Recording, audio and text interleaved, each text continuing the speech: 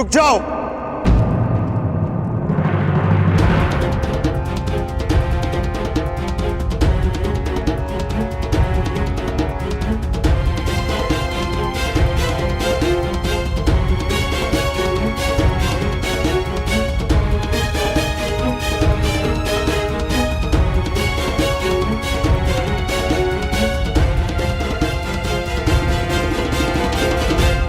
अंगराज, अंग हस्तिनापुर के अधीन है और हस्तिनापुर के युवराज होने के नाते मैं आपको आदेश देता हूं कि आप बाण नहीं चलाएंगे।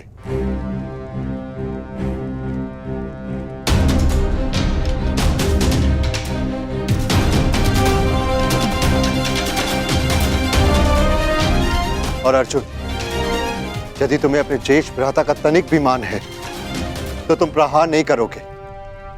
परंतु क्यों भ्राताश्री? क्योंकि हस्तिनापुर यदि हाथ है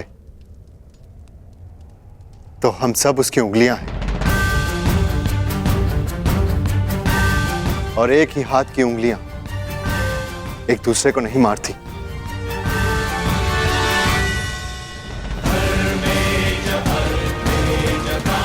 क्योंकि एक ही तनुर के बाण एक दूसरे को नहीं काटते।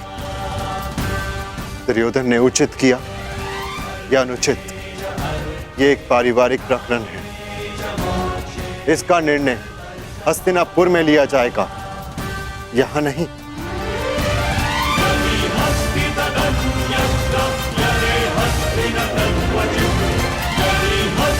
यदि यहां हस्तिनापुर के कुमारों के मध्य संघर्ष हुआ तो हस्तिनापुर उपहास का पात्र बन जाएगा। परंतु यह युद्ध मेरे और कर्ण के मध्य है।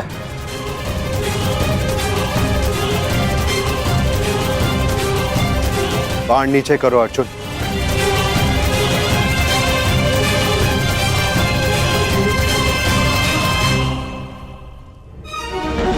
अंगराज, इस समय अनुज दुर्योधन के प्रतिनिधि हैं।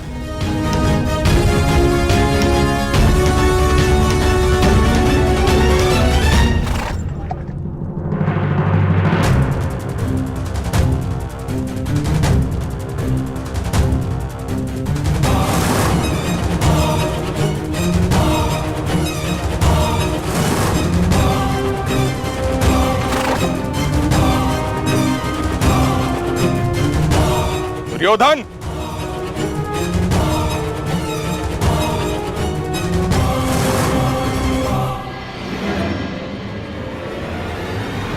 मेरे मार्ग में मत आइए मद्र नरेश। मेरा परामर्श है आप सही मार्ग पर वापस आ जाएं।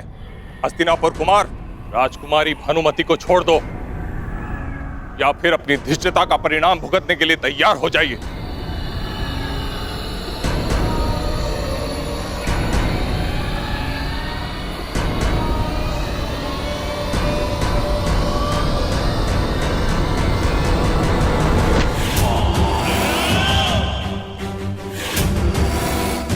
परिणाम की चिंता व्यापारी करते हैं, दुर्योधन केवल युद्ध करता है। तो फिर किससे युद्ध करना चाहते हो? चुन लो।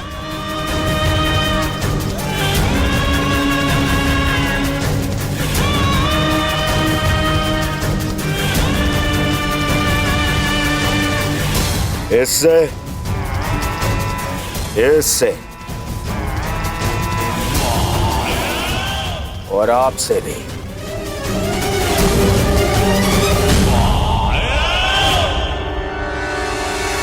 युवराज युधिष्ठिर, यदि कोई और दिन होता तो आपके इस तर्क की काट अवश्य प्रस्तुत करता, परंतु आज मेरे मित्र को मेरी सहायता की आवश्यकता है।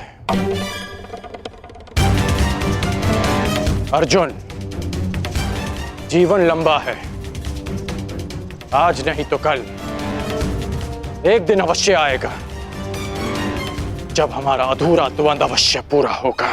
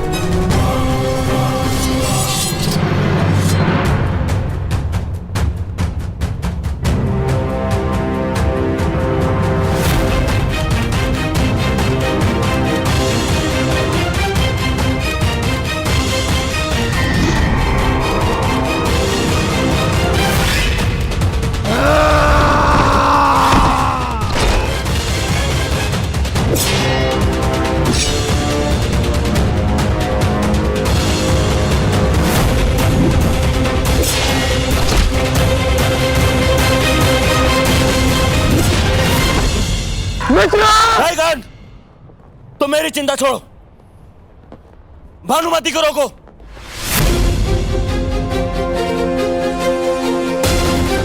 कौन? रोको उन्हें।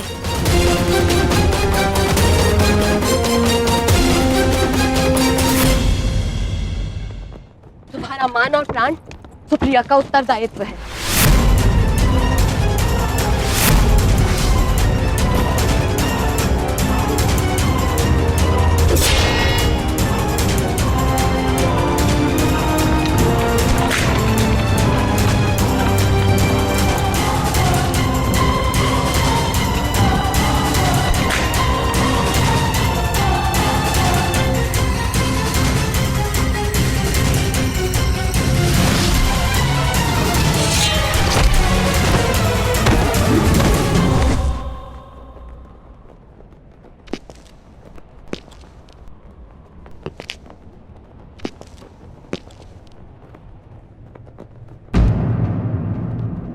क्या हुआ दुर्योधन? बहुत बड़ी बड़ी बातें कर रहे थे और अपनी सहायता के लिए एक सूत पुत्र को बुला रहे। एक समय वो था जब गंगा पुत्र देवव्रत ने अकेले 3 काशी कन्याओं का हरण किया था, और आज 3 पीढ़ी पश्चात परिस्थिति ये है कि हस्तिनापुर के महाराज कुमार अपनी सहायता के लिए एक सूत पुत्र को बुला रहे हैं। मद्र नरेश! अरे दुर्योधन, क्या हुआ? क्रोध आ गया? आक्रमण करोगे तो करो, मैं प्रस्तुत हूं। सावधान!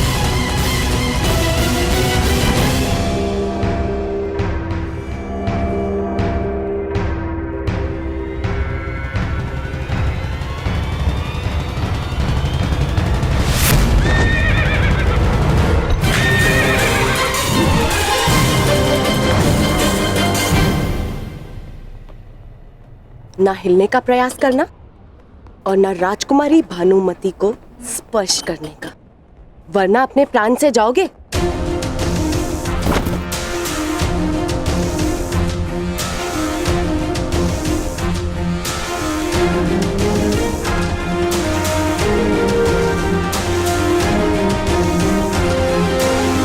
तो तुम द्वंद्व करना चाहती हो तो आओ, आगे बढ़ो।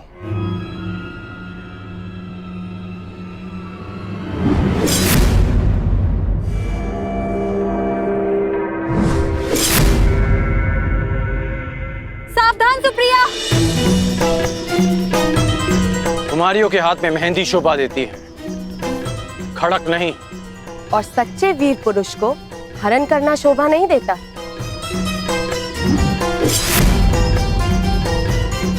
जितनी तीव्रता तुम्हारी जीभ में है, उतनी तीव्रता तुम्हारे प्रहार में नहीं कुमारी। रुक जा। जो रुक गया वो विजय कैसे प्राप्त करेगा?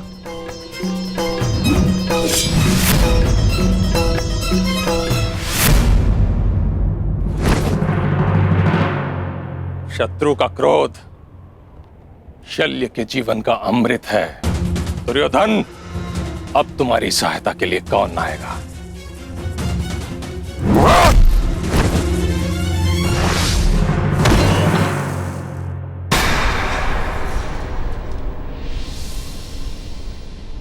बस हुआ, खेल समाप्त।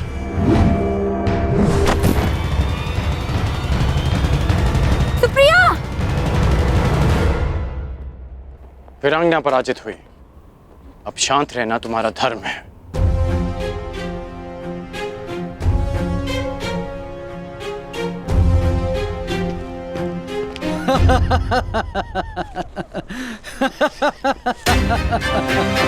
बस करो हस्तिनापुर युवराज, क्यों कौरव वंश को लज्जा रहे हो?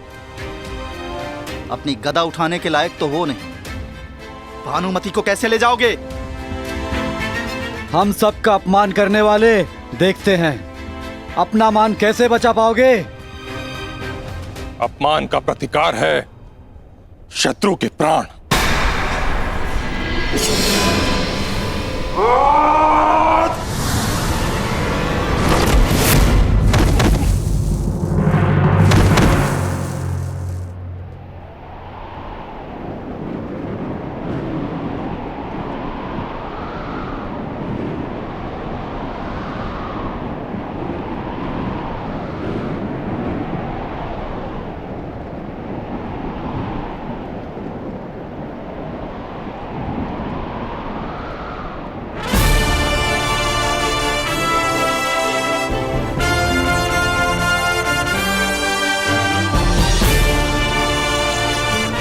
कर्ण, और मित्रता का केवल एक प्रमाण होता है, समर्पण।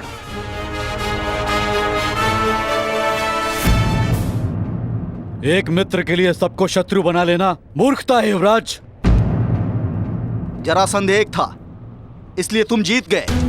मगर हम अनेक हैं, हमें कैसे हराओगे?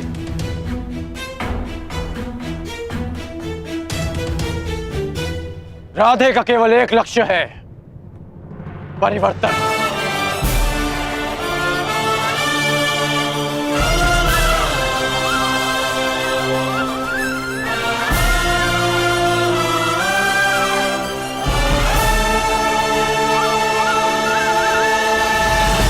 यदि किसी में भी बल है तो आगे बढ़ो।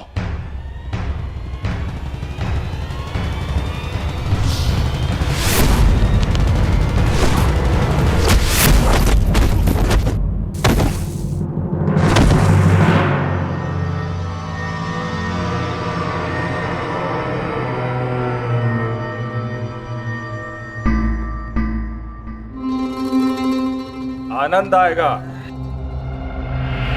स्वयंवर में विजय प्राप्त करने से अधिक तुम्हें पराजित करने में आएगा कर्ण। सुना है अंगराज में बहुत क्रोध है और शल्य को क्रोध का प्रतिकार करने में सबसे अधिक आनंद आता है।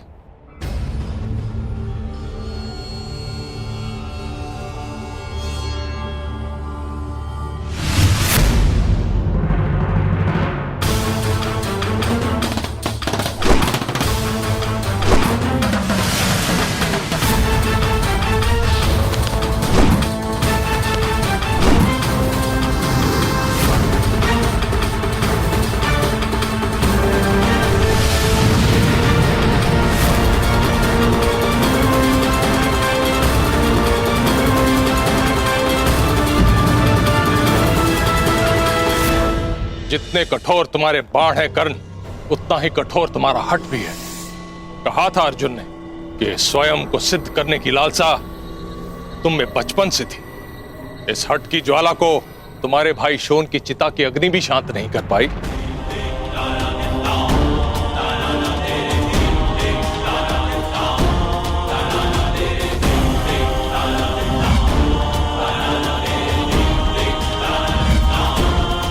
क्रोध आ रहा है कर्ण।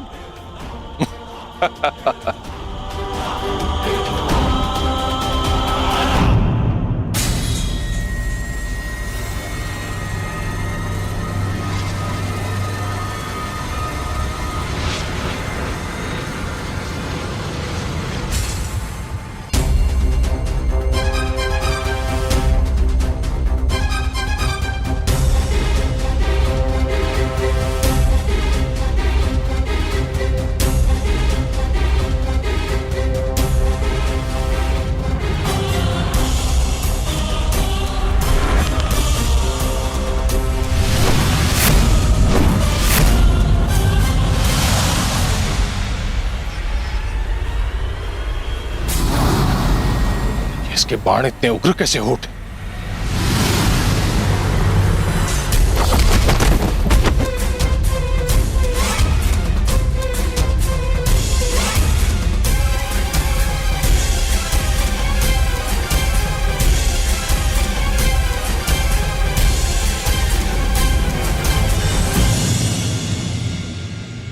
तुम्हारे क्रोध से मुझे शक्ति मिलनी चाहिए थी, फिर ऐसा क्यों नहीं हुआ?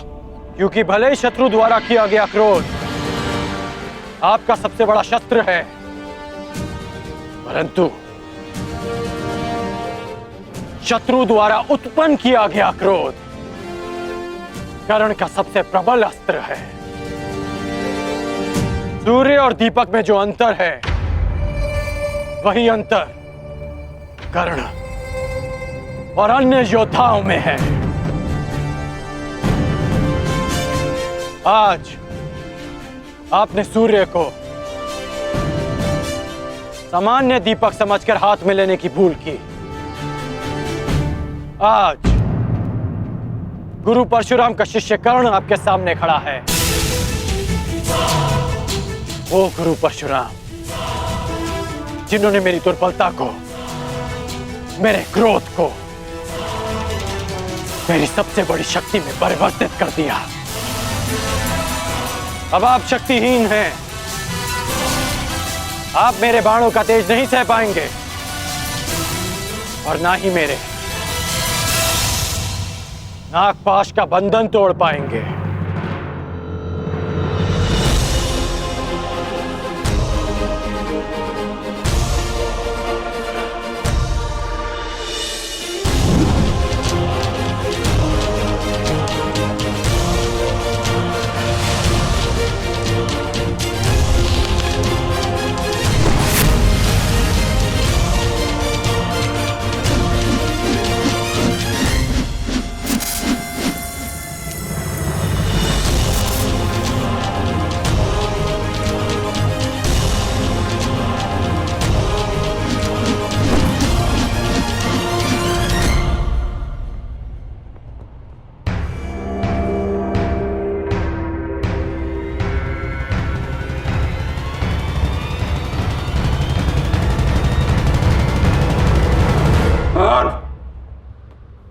मुझे बंधन में मत बांधो कर्ण, हमारा वध कर दो, नहीं तो शल्य को कभी शांति नहीं मिलेगी। जैसे सूर्य को राहु के ग्रहण से सदा भय रहता है, अगर हम जीवित बच गए हम राहु की तरह तुम्हारी कुंडली पर छा जाएंगे कर्ण, सदा सदा के लिए तुम्हें ग्रास जाएंगे। हमें मुक्त करो कर्ण। राधे चुनौती समाप्त करता है, चुनौती देने वालों को नहीं। आपकी चुनौती समाप्त हुई, इसलिए अब यह युद्ध भी समाप्त हुआ।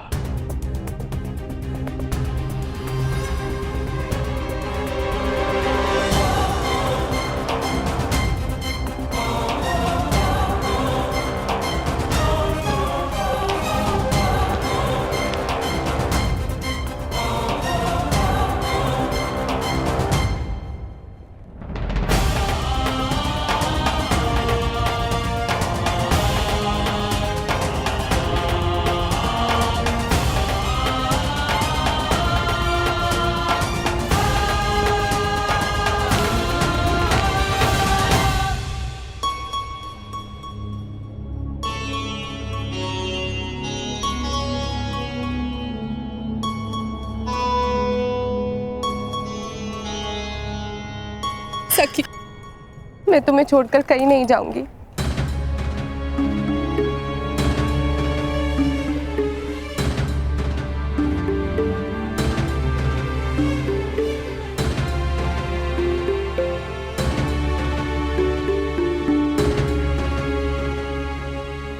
मेरा अनुमान सही सिद्ध हुआ मित्र। मैंने तुम्हें यहाँ लाकर कोई भूल नहीं की।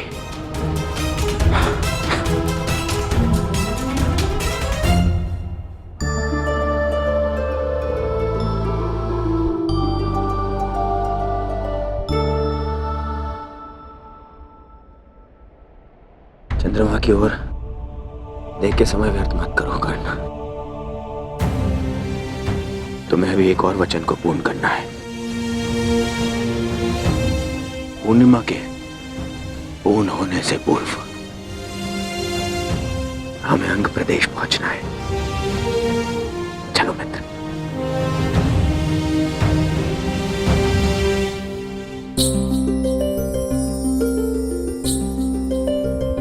हर दिन कुछ बढ़कर मुझे सताने का प्रयास ना करो चंद्रदेव। तुम्हारे पूर्ण होने से पूर्व ही मेरा कर्ण अपना वचन पूर्ण करेगा। मेरे जीवन का सूर्य मेरा कर्ण मेरे समक्ष प्रस्तुत होगा।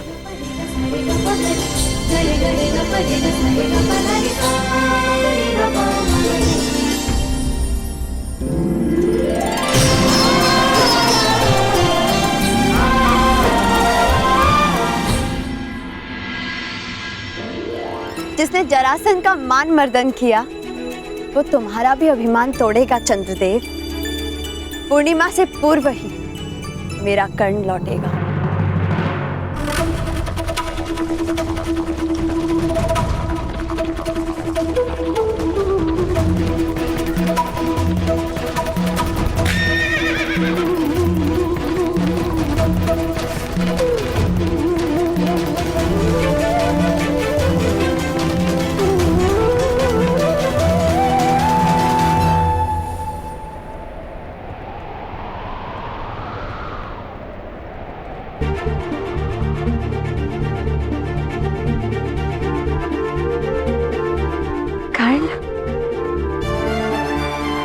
तुमने अपना वचन पूर्ण किया कर्ण।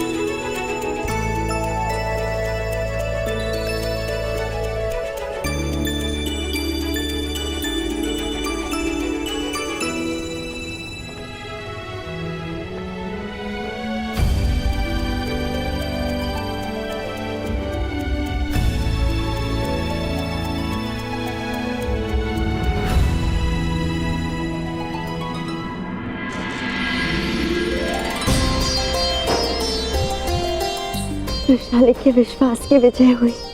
इस विश्वास ने कर्ण को अपना कर्तव्य पूर्ण करने की शक्ति दी। वृषाली,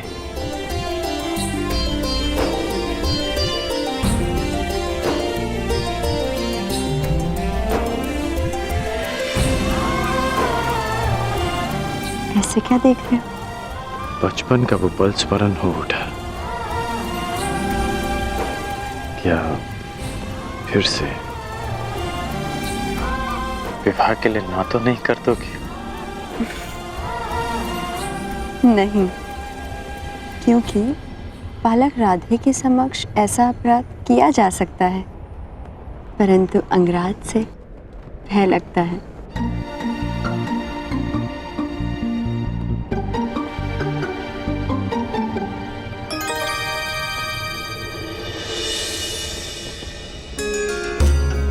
प्रणिपात कुमार।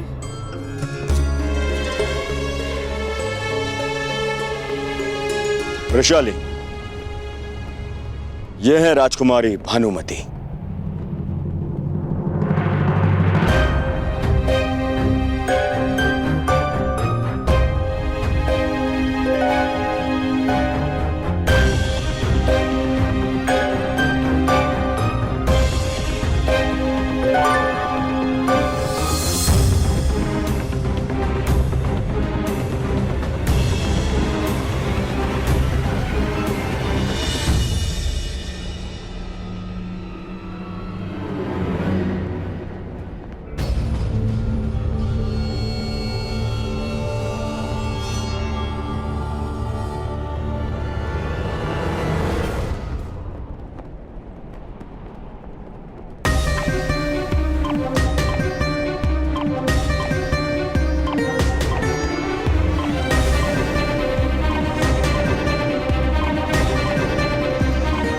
क्या हुआ?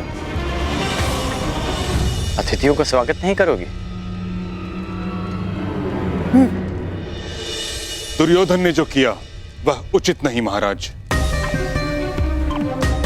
कलिंग और हस्तिनापुर की प्रतिष्ठा के साथ खेल किया उसने। तुम भी तो वहां थे युधिष्ठिर। युवराज और ज्येष्ठ भ्राता होने के नाते तुमने दुर्योधन को क्यों नहीं रोका? ज्येष्ठ पिताश्री, मैंने प्रयास किया, परंतु उन्होंने युवराज का अनुरोध ठुकरा दिया और ज्येष्ठ भ्राता होने के नाते भ्राताश्री का यह मानना था कि हस्तिनापुर के दो कुमारों के बीच का संघर्ष हस्तिनापुर को उपहास का पात्र बना देता।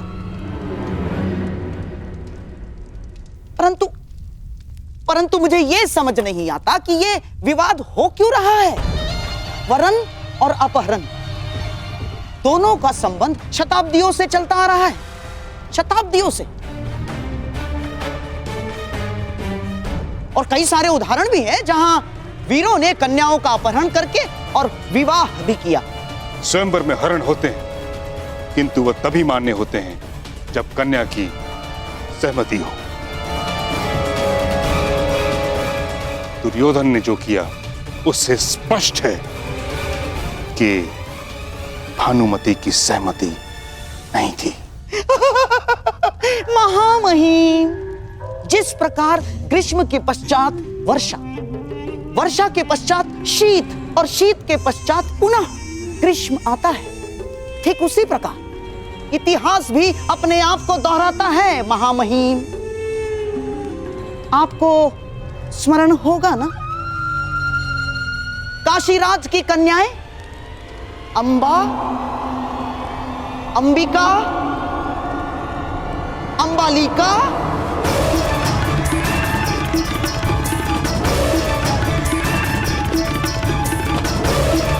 बस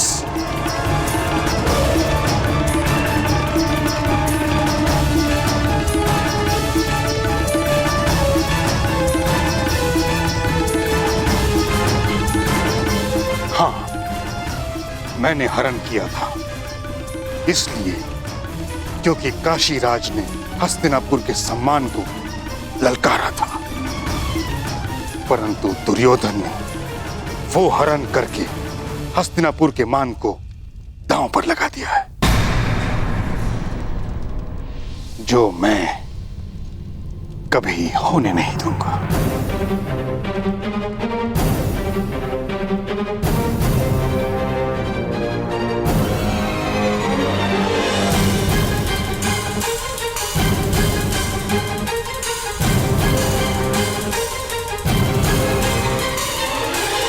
अब आप ही सुझाव दीजिए ताचरी कि इस विषय में किया क्या जाए। ये समय विचार और सुझाव का नहीं महाराज, प्रतिक्रिया का है। दुर्योधन और कर्ण कलिंग से निकल चुके हैं, अर्थात वो दोनों अंग प्रदेश की ओर जा रहे हैं। मैं शीघ्र ही अंग प्रदेश की ओर प्रस्थान करना चाहता हूं। प्रयास ये है कि कलिंग कुमारी को सकुशल कलिंग लौटा दिया जाए।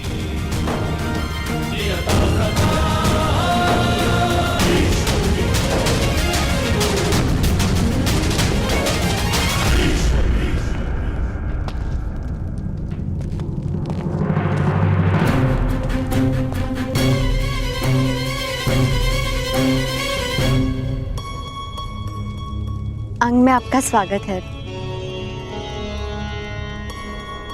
प्रणिपात राजकुमारी।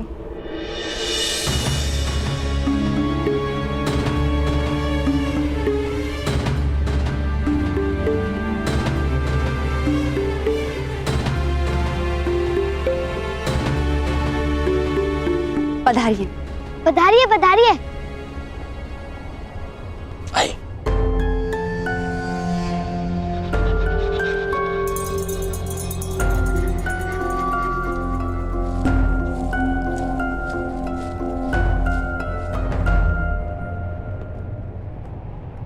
कर्ण, कुमारी भानुमति के मुख पर एक स्वयंवरा होने का ना हर्ष है, ना आंखों में प्रसन्नता।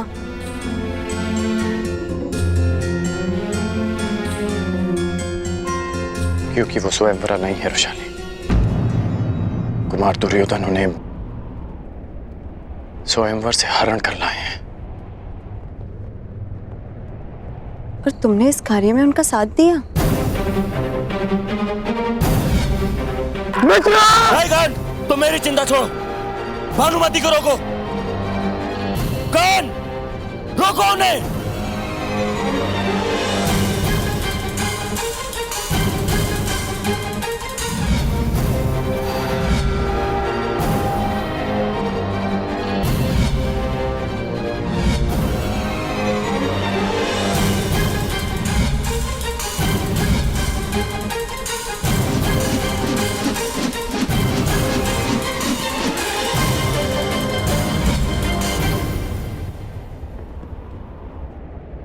मैं केवल अपना कर्तव्य निभा रहा था रुशाली, और मेरा कर्तव्य है अपने मित्र की रक्षा करना और उन्हें दिए वचन को पूर्ण करना। और वो दूसरी कन्या? वो कुमारी भानुमति की सखी हैं। उसने उन्हें रोकने का प्रयास किया, विवश होकर उन्हें भी साथ लाना पड़ा।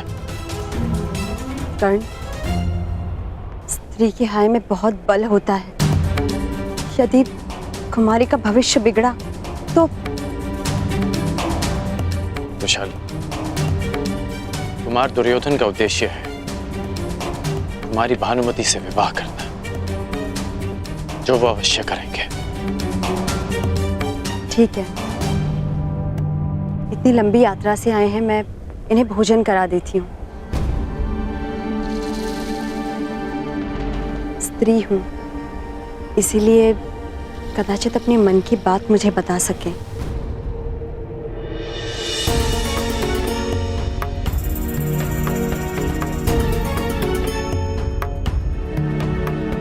ये ठीक नहीं हुआ है कर्ण, क्योंकि अपहरण केवल कुमारी भानुमति का ही नहीं, सुप्रिया का भी हुआ है।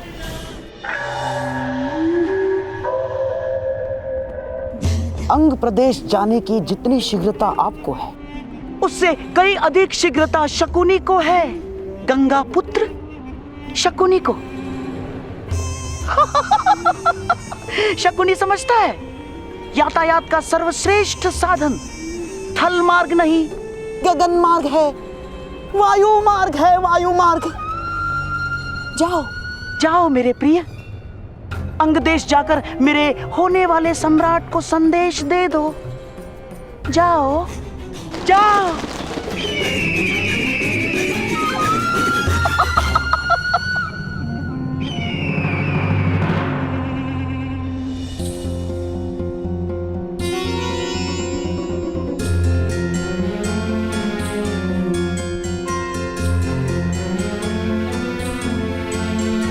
सखी,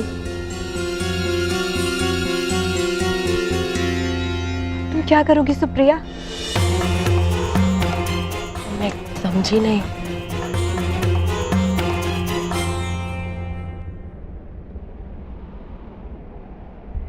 बनो मत, तुम भली भांति जानती हो मैं क्या पूछ रही हूँ। हरण तुम्हारा भी हुआ है, कलिंग तुम भी नहीं लौट सकती, और एक अपहरिता को कोई पुरुष नहीं अपनाएगा। मेरी चिंता मत करो सखी,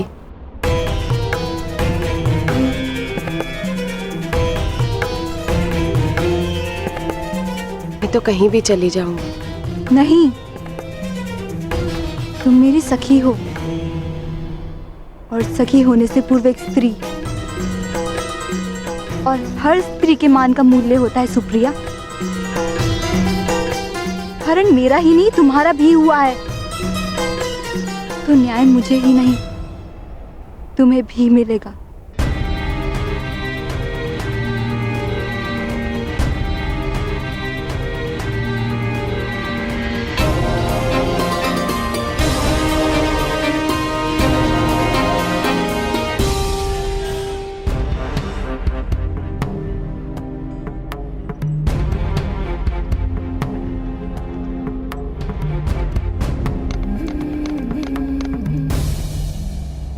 सब शुभ हो रहा है वैशाली। देखो कौन आया है।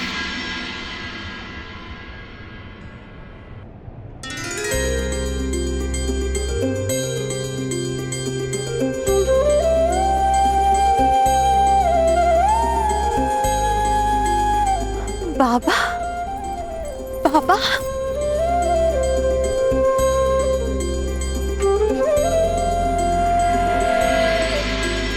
अपनी पुत्री पर विश्वास करके भी उसे नाप ना पाना, ये मेरे आत्मविश्वास का खोट था। इसीलिए मैं लौटकर आया हूं। जब तक मनुष्य निर्धन नहीं होता, उसे मुद्रा का मोल समझ नहीं आता। जब तुमने भुगत ग्राम छोड़ा तो तुम्हारा मोल समझ में आया वैशाली।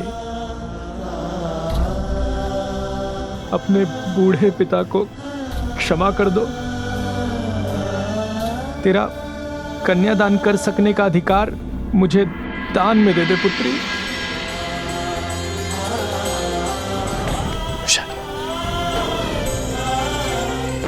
पिता और प्रेम की राशि भी एक होती है। अब कोई नहीं जो इस विवाह में विघ्न डाल सके।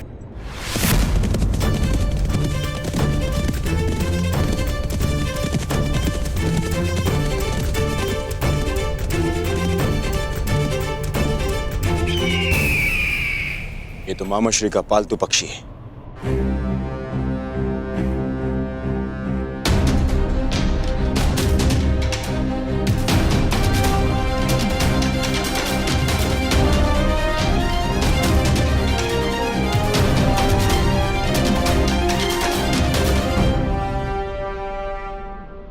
मित्र, कुमारी भानुमति का हरण तो कर लिया, परंतु जब यह सूचना हस्तिनापुर पहुंची। सूचना हस्तिनापुर पहुंच चुकी है मित्र। पितामह भीष्म यहां आने के लिए निकल भी चुके हैं।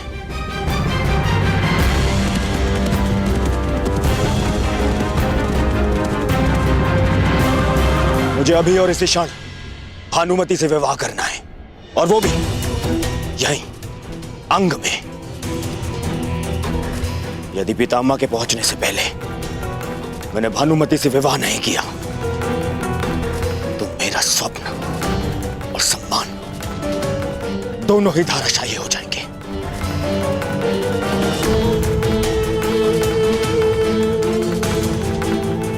परंतु मित्र, तुम्हारी भानुमति, क्या वो इस विवाह के लिए अपनी स्वीकृति देंगी? यदि स्वीकृति होती तो मैं उसका हरण ही क्यों करता। मुझे भानुमति से शीघ्र ही विवाह करना है। अब तुम बताओ मित्र, क्या तुम मेरे साथ हो या नहीं?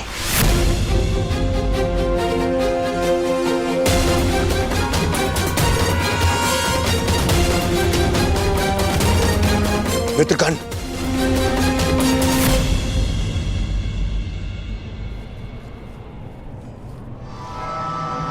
कुमारी, तुम अपने स्थान पे नहीं थी। कहां गई थी तुम? कहां जाती कुमार, और किसके पास जाती? जिस प्रकार वृक्ष से टूटा फल पुनः अपनी ढाल पर नहीं लग सकता, उसी प्रकार एक अपहृता कन्या अपने पिता के घर वापस नहीं लौट सकती। और उनके अतिरिक्त कहां जाती? एक और अंबा बन जाती और हर एक योद्धा से अपने अपमान का, अपने तिरस्कार का प्रतिकार मांगती। ये संभव नहीं, ये संभव नहीं है कुमार। अर्थात तुम इस विवाह के लिए प्रस्तुत हो?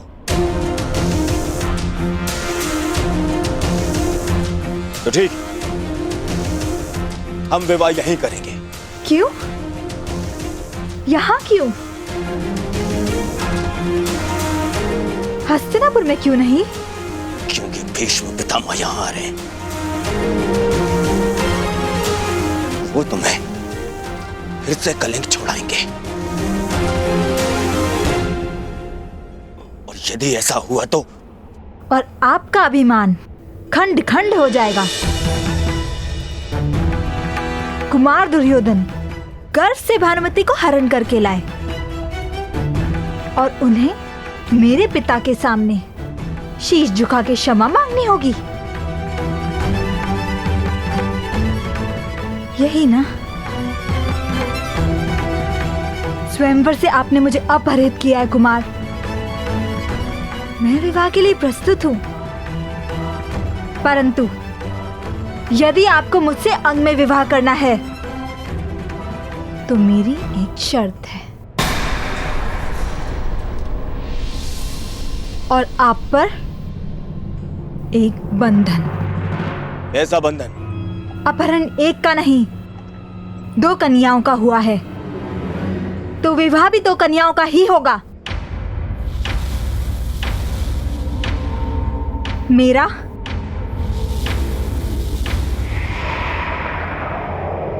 और सुप्रिया का।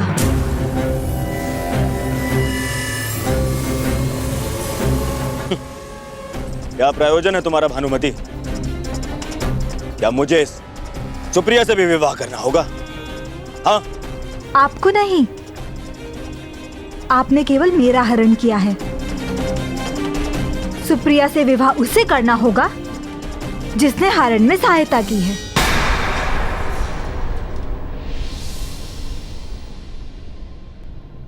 अंगराज कर्ण को।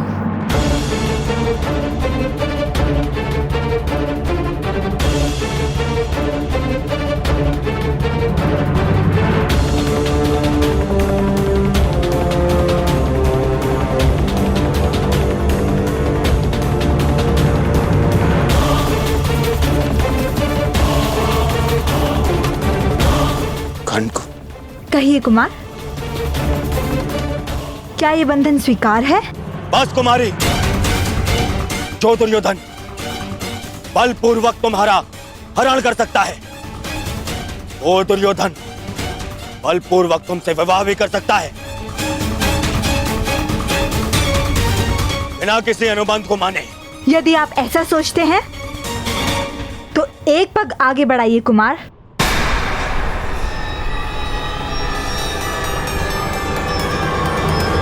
सखी,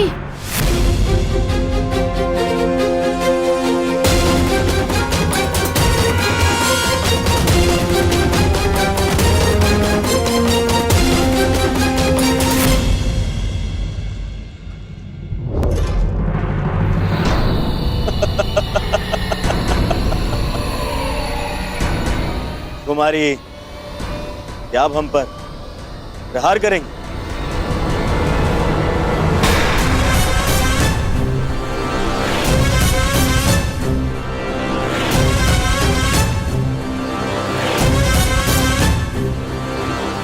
यदि आपने मेरी शर्त माने बिना मुझे विवाह के लिए विवश किया तो आपका विवाह मेरे शब्द से होगा।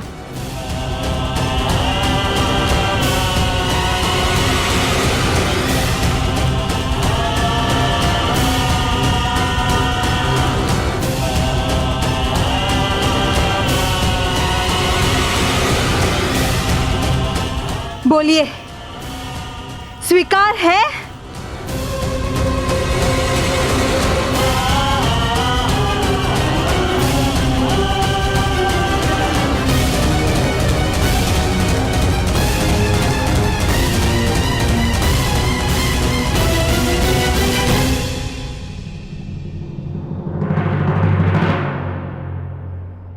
मित्रगण, प्रश्न मेरे विवाह का ही नहीं है, तुम्हारे मित्र के अभिमान का भी है। सुप्रिया से विवाह कर लो मित्र, अन्यथा जो परिवर्तन का स्वप्न हमने देखा है वो भी पूर्ण नहीं होगा। यदि मेरा पुत्र युधिष्ठिर के पुत्र से पहले जन्म ना ले पाया तो तुम्हारा समाज परिवर्तन का स्वप्न भी पूरा नहीं होगा। कर लो सुप्रिया से विवाह।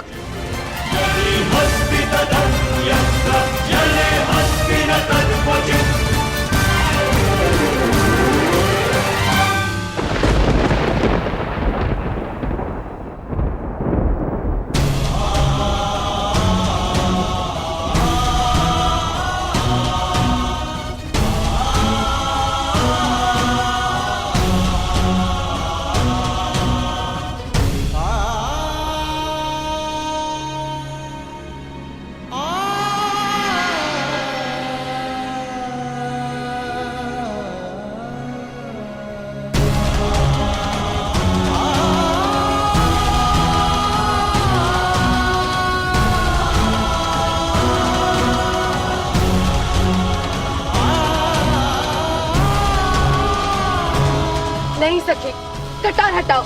नहीं सुप्रिया, अब तो मेरा विवाह इसी शर्त पे होगा, जब अंगराज तुमसे विवाह करेंगे।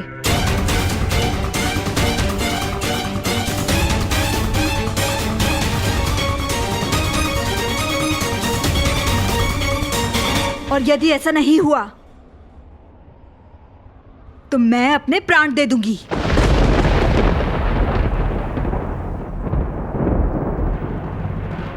फिर सारे संसार को ज्ञात हो जाएगा कि किस प्रकार हस्तिनापुर के महाराजा कुमार ने अपने मित्र कर्ण के साथ मिलकर दोनों कन्याओं के साथ अन्याय किया।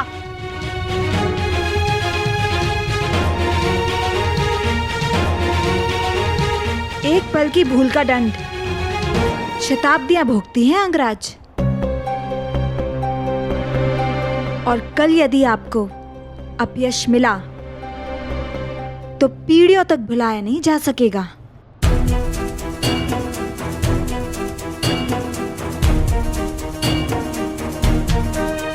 कहिए कुमार दुर्योधन, क्या आपको यह शर्त स्वीकार है?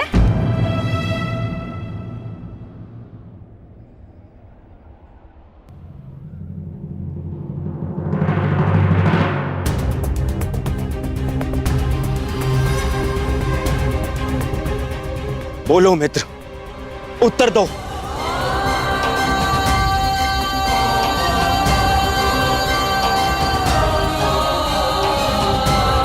यदि तुमने सुप्रिया से विवाह नहीं किया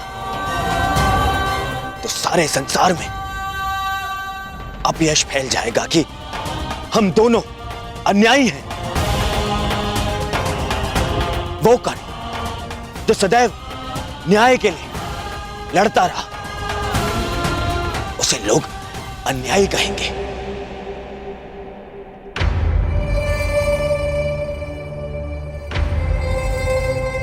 कर लो मित्र, सुप्रिया से विवाह कर लो।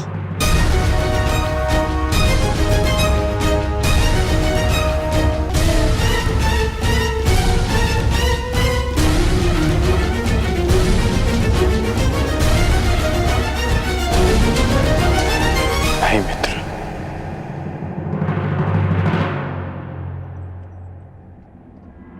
मैं ये विवाह नहीं कर सकता।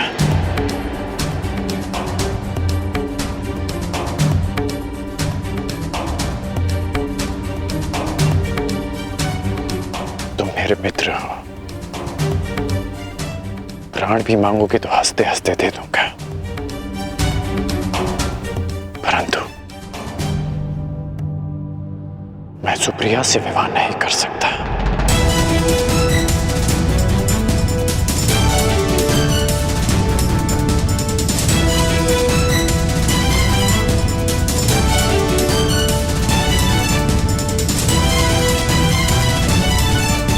मित्र,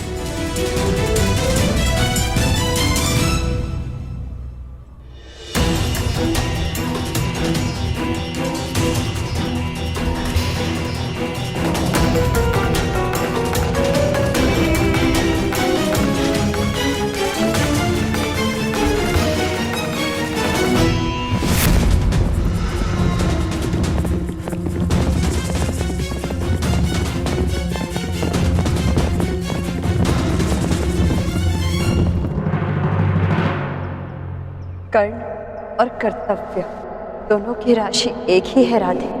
जिसके साथ जीवन के मार्ग पर चलना है उसके कर्तव्य के मार्ग पर बाधा नहीं बनेगी वृषा।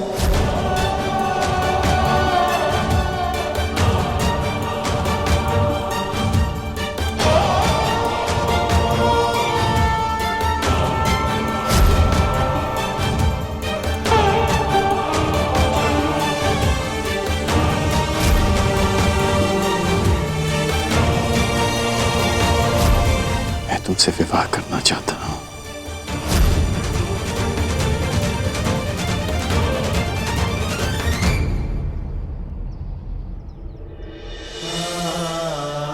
पहली बात, वो मेरा घर नहीं हमारा घर होगा, और खिड़की से ऐसा दृश्य होगा जहां से सूर्य भी दिखे और चंद्रमा भी।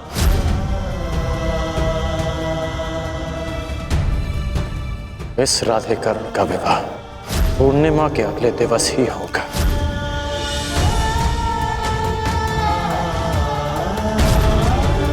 इन पुष्पों का एक गुण नहीं होगा हमारे प्रेम, ये हमारा प्रेम कभी मुरझाएगा नहीं। जब भी वृषाली को देखता हूं तो अनुभव होता है कि हाँ, मुझे उसके लिए संघर्ष करना है। हरण तुम्हारा भी हुआ है और एक अपहरिता को कोई पुरुष नहीं अपनाएगा। सुप्रिया से विवाह उसे करना होगा जिसने हरण में सहायता की है, अंगराज कर्ण को। एक पल की भूल का दंड शताब्दियां भुगती हैं अंगराज। कल यदि आपको अपयश मिला तो पीढ़ियों तक भुलाया नहीं जा सकेगा। यदि तुमने सुप्रिया से विवाह नहीं किया तो हम दोनों का वो परिवर्तन का स्वप्न अधूरा रह जाएगा मित्र।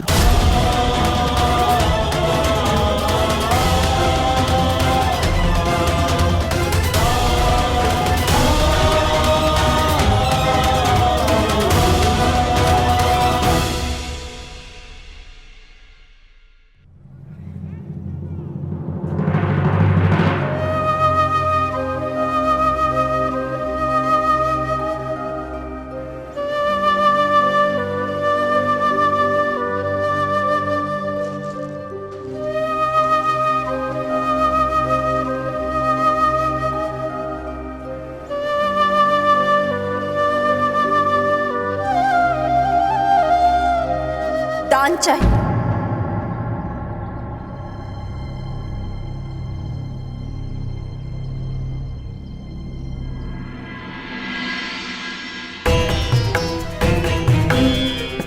दान चाहिए अंगराज कर्ण।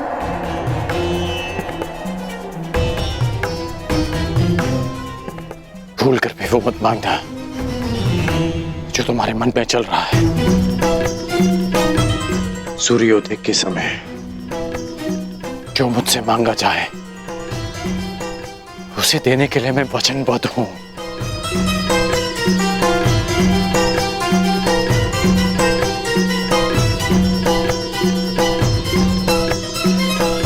भूल गए कर्ण, कर्तव्य और कर्ण की राशि एक ही है। और वृषाली तुम्हारे जीवन रूपी रथ की सारथी।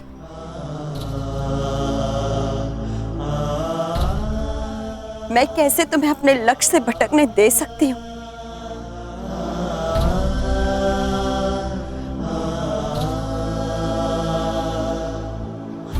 तुम भूल रही हो वृषाली कि तुम मेरी जीवन सारथी होने के साथ साथ जीवन संगनी बनने जा रही हो।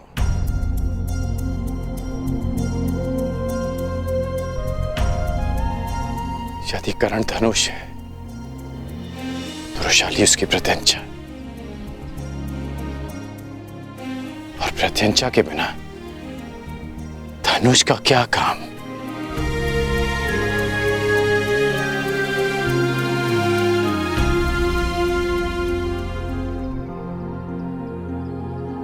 प्रत्यंचा कोई भी होकर धनुष का कर्तव्य है लक्ष्य भेद करना,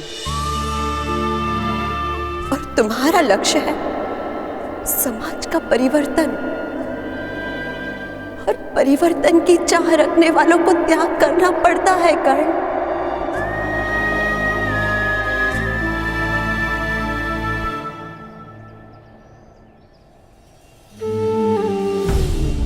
जानते हो कर्ण, वृक्ष की पूजा क्यों की जाती है?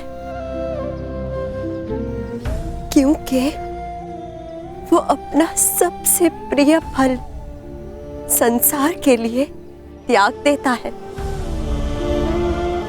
प्यासों की प्यास बुझाने के लिए नदी को अपना उद्गम त्यागना होता है। खारे सागर को गले लगाना पड़ता है। यदि अपने जन्म के स्थान पर कर्म को मान्यता दिलवानी है तो तुम्हें अपने कर्म से सिद्ध करना होगा कर्ण। सुप्रिया को न्याय देना होगा।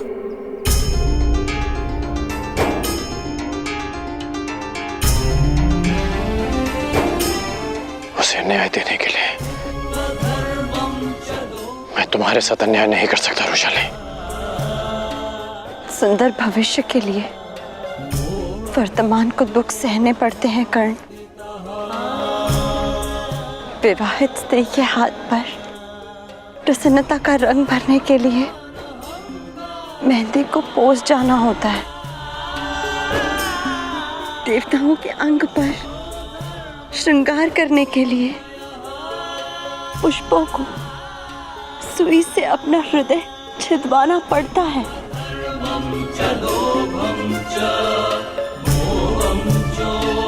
परिवर्तन का ये स्वप्न मैंने तुम्हारे साथ मिलकर देखा है। तुम्हारे बिना इस स्वप्न का कोई अर्थ नहीं। तुम्हारे स्वप्न के साथ मैं सदा रहूंगी कर्ण। यदि परिवर्तन एक महान इमारत है तो वृषाली उसकी नींव की ईंट बनकर रहेगी।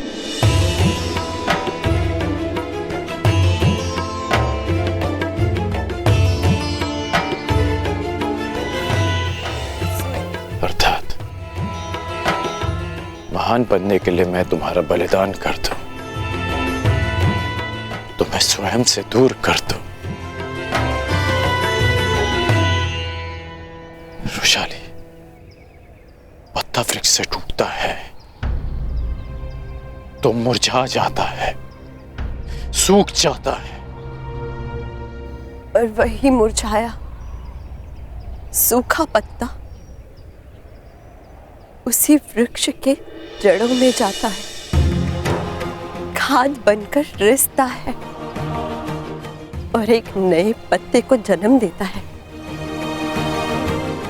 कर्ण, समाज उसके पीछे जाता है जिसका मान होता है। खंडित मूर्ति की कोई पूजा नहीं करता। यदि तुमने ये विवाह नहीं किया तो तुम पर एक स्त्री के अपहरण का कलंक लगेगा, एक नारी की मर्यादा भंग करने का कलंक लगेगा, उसके साथ अन्याय करने का कलंक लगेगा। इस बोझ के साथ तुम परिवर्तन के शिखर की यात्रा कैसे पूर्ण कर पाओगे कर्ण?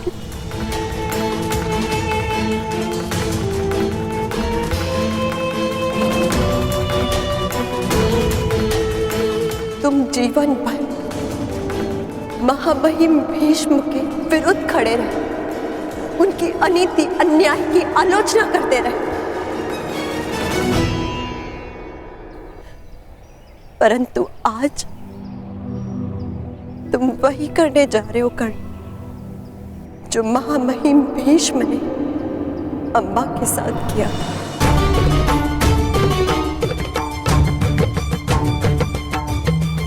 तो क्या मैं जीवन भर अपने हृदय पर इस घाव को लेकर भटकता रहूं कि मैंने तुम्हारे साथ अन्याय किया?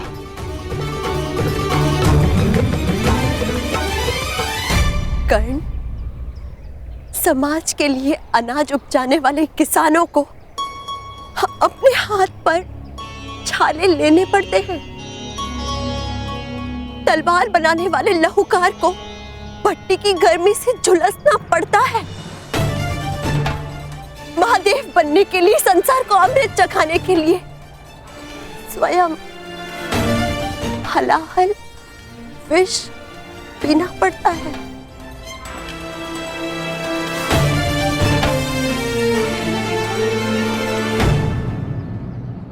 तुम अपने लक्ष्य से नहीं डिग सकते कर्ण, ना ही मैं तुम्हें डिगने दूंगी।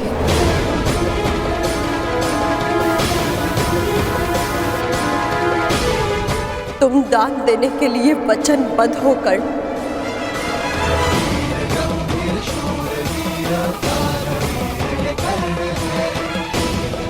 सूर्य को साक्षी रखकर वचन दो कर्ण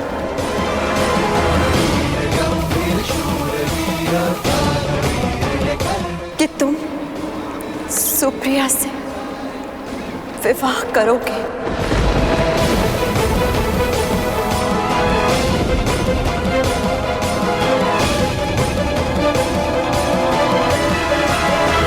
दान दो अंगराज,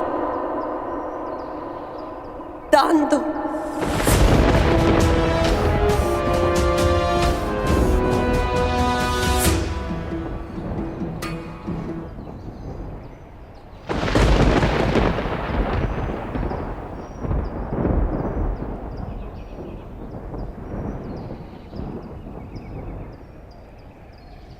कितना विचित्र है रुशाली कि जिस गुरु ने मुझे शस्त्र दान दिया, उसने मुझे शाप भी दिया। जिस रुशाली को कर्ण ने अपना सब कुछ माना, उसने आज उससे सब कुछ मांग लिया।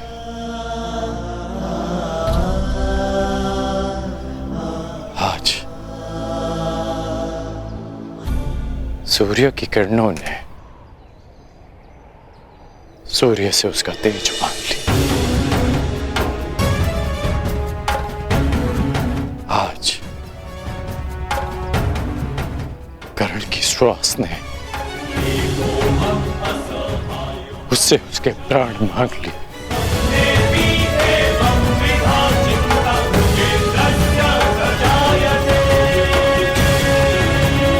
वचन देता हूं कि मैं ये दान दूंगा, इसलिए नहीं कि मुझे परिवर्तन लाना है, परंतु इसलिए कि मैं अपना वचन नहीं तोड़ सकता।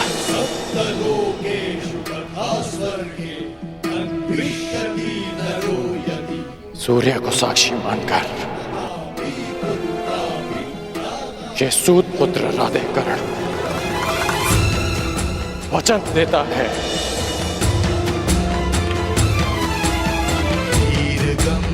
कि मैं सुप्रिया से विवाह करूंगा। गंभीर शूरवीर दानवीर ये कर्ण है, जो भी घोर रणनीति में सारे